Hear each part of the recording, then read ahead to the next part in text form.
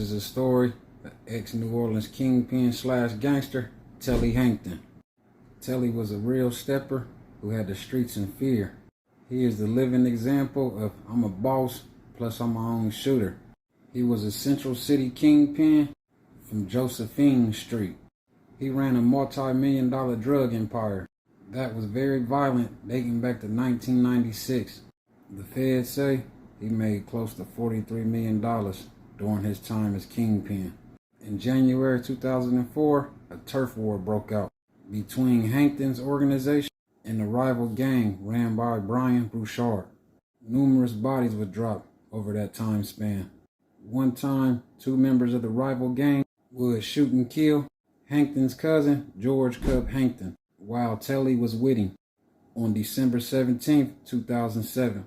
A few months later, a man named Andre and Telly would see and follow a guy they believed killed his cousin. When the man realized he was being followed, he would jump out the car and run.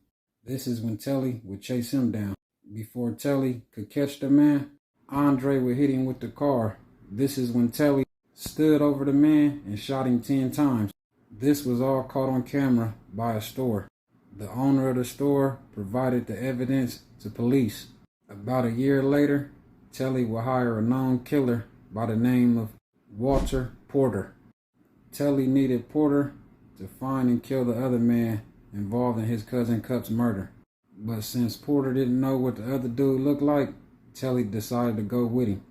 On June 20th, 2009, Telly, Porter, and a man named Jackson would track down the other killer. All three men would jump out and begin shooting in the man's direction into a crowd of people standing in front of a store.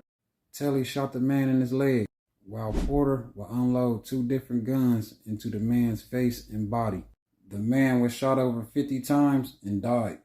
Telly was arrested for this murder. About a year later, while Telly was fighting his murder case, he ordered the murder of the store owner while he was in the county jail.